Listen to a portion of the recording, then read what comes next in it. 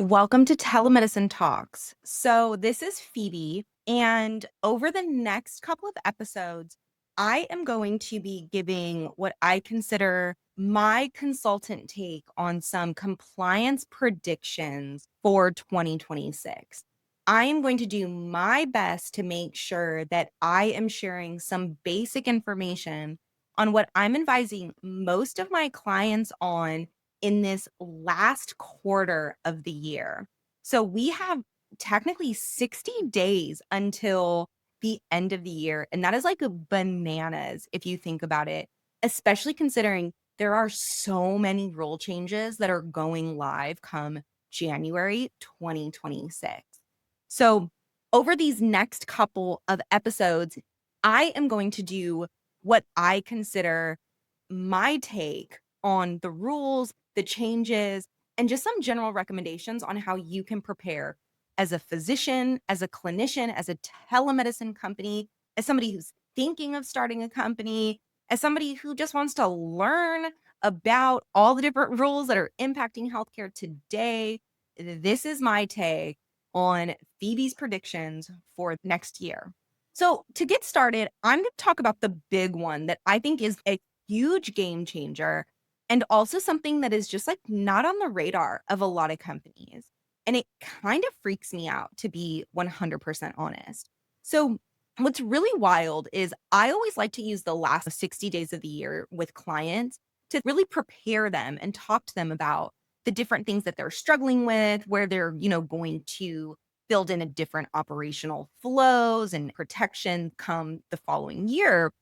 And the question on my mind for most of my clients is, are you really ready for these DEA like flexibilities to end? And the answers I'm getting from clients are, nerve-wracking. Either oh, we don't prescribe controlled substances, so we're totally fine, or even worse, like, oh no, they're gonna get extended, don't worry about it, which, oh my gosh, just like makes my little regulatory and government affairs heart sink. The thing about the changes in prescribing are that they are global. And I just want to like really, really, really emphasize that. It is going to hit everyone: physicians, nurse practitioners, PAs, telehealth startups, compounding pharmacies, patients who rely on virtual care, anybody who has been getting prescriptions from a telemedicine company, whether or not they're Schedule 2s, are going to be impacted by these rules. Now, that doesn't mean that you're not going to have the ability to prescribe, but from an operational standpoint, companies that don't understand the rules that they need to comply with, that's the problem here. There might be a good chunk of companies that aren't complying and are going to have to cease operations, which ultimately are going to impact the providers, the patients, the whole thing. So, whether you write scripts, you don't currently hold a DEA registration, or you run a digital health platform that connects patients with prescribers, you're going to be in some crosshairs coming up here in 2026. So, let's talk about what's actually changing, who's impacted, and why this is bigger than most people realize. So, to get started, I'm going to talk a little bit about what's ending. So, the pandemic era flexibilities, the PHE rules that allowed telemedicine prescribing, during COVID, like, come on, we all remember exactly why it happened. It was mainly because like nobody could get to the offices. So, Ryan Haidt Act, where you had to have an in-person visit for controlled substance prescribing before having it authorized, those rules went away. And that actually really helped with the whole telemedicine boom. That was one of the big game changers around why telemedicine got so big during COVID. So, over the last few years, those flexibilities have really been the backbone of this virtual care boom. They have let clinicians start treating patients on, from ADHD, anxiety, hormone therapy, oh, the dreaded GLP-1s, which, sorry, I know GLP-1s are good, but gosh, like just the extent of how companies do it, drives me a little. I digress though. Thyroid, all the way just through general telehealth visits, right? But like the beauty of it was like you were able to get what you needed prescribed. You didn't have to have the burden of going in person and seeing a provider. to meet the compliance requirements. And so the big flexibility is what made it possible for a lot of companies, Row, Calibrate, Cerebral, Hims and Hers, a lot of companies that are now pretty big names and hundreds, if not thousands of smaller clinics really to grow at light speed. Because at the end of the day, we all know that we go to doctors mainly to get certain things prescribed to us, especially when we're in a state of need. So when this policy is set to expire at the end of the year, December 31st, the DEA proposed a whole new rule and regulation set and framework to replace it so that it could continue ultimately in a safe and consumer friendly way. And at this time, the way that it is set up, it doesn't just impact controlled prescriptions, it actually impacts the whole drug schedule. So you want to think about it. Clinicians who prescribe any Schedule 2s through 5 medications through telemedicine are impacted. Telemedicine companies that are connecting patients or facilitating any workflows, so asynchronous care, synchronous care, any telemedicine company, compounding pharmacies and telepharmacies that are dispensing these drugs. And then, of course, like as I said, patients, of course, are going to be incorporated into these new rules because a lot of the rule sets are built around them to protect them. So even if your platform is primarily hormones or GLP-1s or peptides, that doesn't mean that you're exempt because those are Schedule 3s. Those are regulated drugs. And again, part of these rules is to say that if you're a telemedicine company, like we have our eyes on you and we're watching what you're doing regardless of what you're prescribing. So now I want to really kind of like jump into the core issue, which is not so much like what you're prescribing, but how you're prescribing, how you're overseeing those prescriptions. And, of course, like ultimately, what is replacing these PHE rules in this new era of regulation? And it's really these 4 regulation layers that are being built in. So when this new rule takes place, Jan 1, 2026, there's these 4 major registration categories that are going to govern telemedicine prescribing. The first one is Telemedicine Prescribing Registration. So for most clinicians who prescribe Schedule 3 through 5 controlled substances via telemedicine without an in-person exam, this covers like bread and butter medications of modern telemedicine.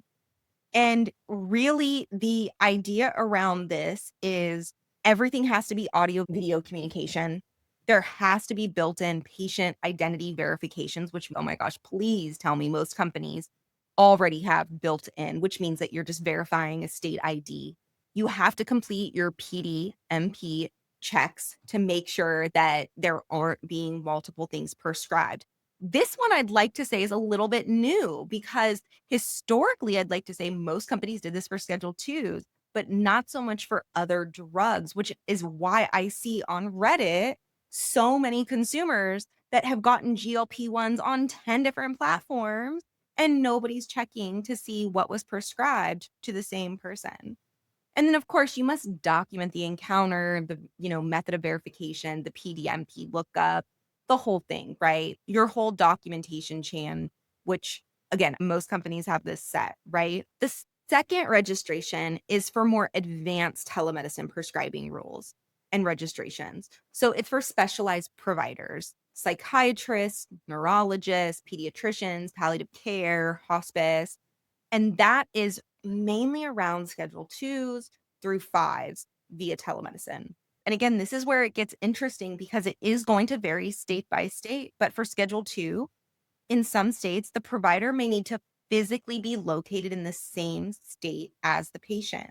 There's a proposed cap limiting how much a provider's total Schedule 2 prescribing can occur via telemedicine. Roughly right now, it's saying 50%, meaning you cannot be a sole prescriber of telemedicine if there are those caps. And you have to demonstrate specialized training and clinical rationale for telemedicine use. So these are kind of newer rules around this set. And again, one of the things that I think is really interesting, and this will kind of get to it towards the end, but they are going to be layering in-person visits. So even though telemedicine is something that we want to empower and expand, there are certain limitations that we need to factor in, specifically around not seeing people in person after a certain time frame. And so for some of these advanced, when you're coming to Schedule 2 prescribing or anything that's delegated from Schedule 2s, this is going to be kind of like a big one to think about how to comply with. The next one I would say is like where the money's at. It's big for digital health companies. This is the Telemedicine Platform Registration. And I want to go on the record and say, I think this is a brilliant and much needed thing. I have been one of the key advocates saying that nobody is really regulating digital health companies. I've seen providers get burned. I've seen physicians get burned. I've seen patients get burned. And it's mainly because there's no governing body or regulatory body that really is responsible for overseeing telemedicine compliance with really anything. We have corporate practice of medicine, we have supervision rules. But at the end of the day, you look at those and those fall on the physician or the clinician. Nothing really falls on the company. This one does. So if your business facilitates or profits from any sort of prescribing, which we all know these digital health companies do, you're going to have to register as a telemedicine platform through this new telemedicine platform registration process. And it makes your company or your platform itself a DEA registrant. And so it means that you're attesting that your system logs audit records, ID checks, PDMP verifications, and you're now subject to DEA inspection. So you can expect a lot higher of a compliance bar that you're going to have to meet, as well as the things I have been kind of harping on, policies for provider credentialing and vetting and validations, real-time monitoring, documentation, really having all of that in place, because now as a prescriber, you technically are on in this regulatory body and, could be audited. The next thing is the state telemedicine registrations. And this is where things get really granular, I'd like to say. If you're prescribing to patients across multiple states, you are going to have to apply in every single state where you are prescribing, right? Now, that is in addition to your federal DEA registration as well. For clinicians, it's about $50. And for platforms or telemedicine companies, it's like around $700. And it is mandatory. So each registration must appear on the prescription so regulators can verify legitimacy. And so as you're thinking as a telemedicine company, you're going to have to think about that cost factor. So for every single state, for every single provider, as well as your platform. So if you're a company that operates in all 50 states, you are going to have to apply for that in all 50 states. And then if you have other providers, let's say you have 5 providers, you are going to also have to apply for that for all 5 providers in all 50 states. So it is going to become a super labor intensive drill to make sure that your entire provider team meets all of these requirements. And as I have, again, continuously harped on, I know for a fact most physicians and providers are not complying with the DEA registration rules. They will have a DEA in one state and use that across state lines. And I am telling you, I don't think it's a good idea. And I strongly think that you need to comply with the DEA rules, because this is going to be looking at that under a microscope. So, as I already kind of mentioned, most telemedicine companies are already checking for a lot of these things, right? You're checking for IDs, you're checking PDMP, you are credentialing your teams, right? The big thing here is like, what is the proof? Where are the audit logs? Where is the documentation? And making sure that your system can show that data so that you are complying. So it's that real data audit trail that you are wanting to make sure that you have. And for clinicians, this is where like liability really tightens up for you. Historically, most telemedicine companies would verify DEA and state licenses. Once at onboarding, we know some of the rules. Now for CAQH compliance, it's monthly. The expectation now across the board, cash pay, everything is this continuous monitoring of monthly verifications, whether the DEA registrations are active, whether the licenses are matching where the patient is located, whether the telemedicine and licenses are valid in that specific state, having those collaborative and supervisory agreements, that they're valid for the drugs that are being prescribed, so on and so forth. There's so many different things that you want to make sure that you are checking from a clinician side. And so if one of those things lapses, or if you have just, let's say, a license in Arkansas, but you don't have a valid DEA, but you are told to prescribe and everything's fine, like you need to be sure that you are asking the right questions so that you don't accidentally violate a major compliance rule.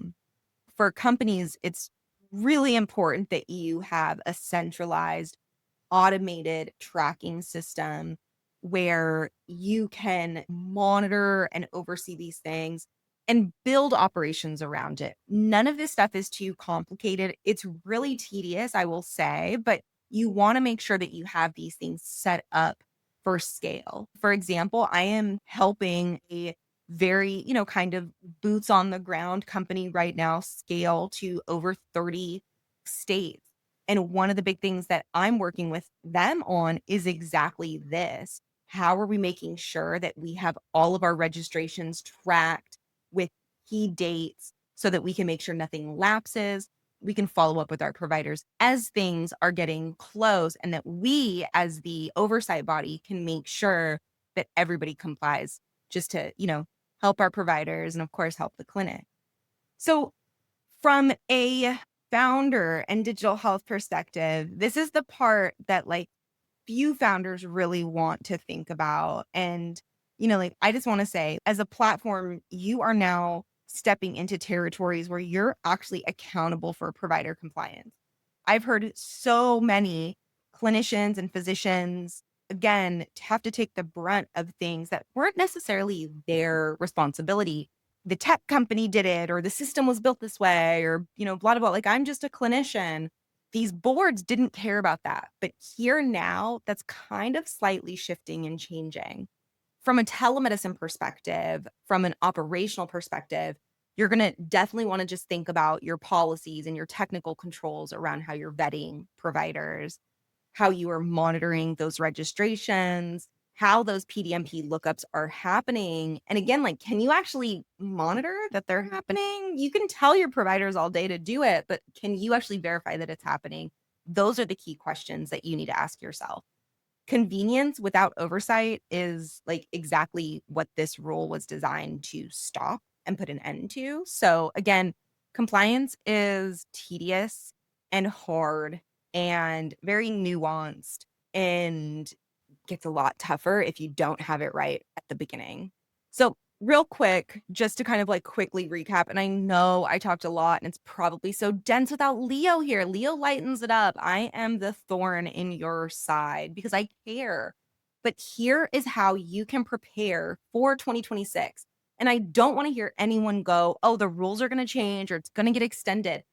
I can tell you we're 60 days out. Right now, the government is still shut down. So you do not have a minute to waste thinking that this isn't going to happen, because if it doesn't happen in January, it very well happen very, very soon thereafter.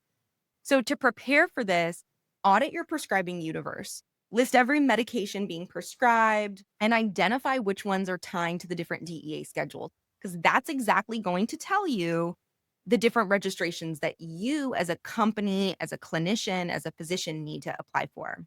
You're going to want to map the different states that you're practicing in. So for every prescriber, you want to confirm the states where they're, of course, licensed and prescribing. And you're going to want to make sure that, you have, like, let's say you're a company that has patients in all 50 states. you need to make sure and kind of like start to map all of that out from all your different providers, physicians, again, so you can start that registration process.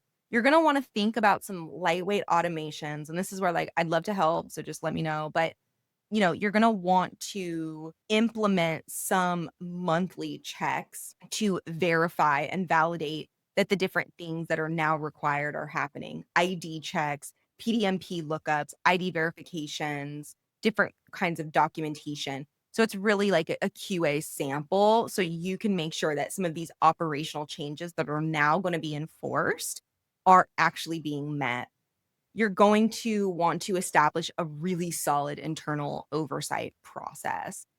And that really means designing compliance owners, figuring out an internal process for y'all to meet and talk. I say once a month, force yourself, throw an hour meeting on the books and talk compliance and set an agenda and make sure that it is a priority, because otherwise you're going to be down the road 6 months and it will never be a priority, because this is not sexy. This is not fun.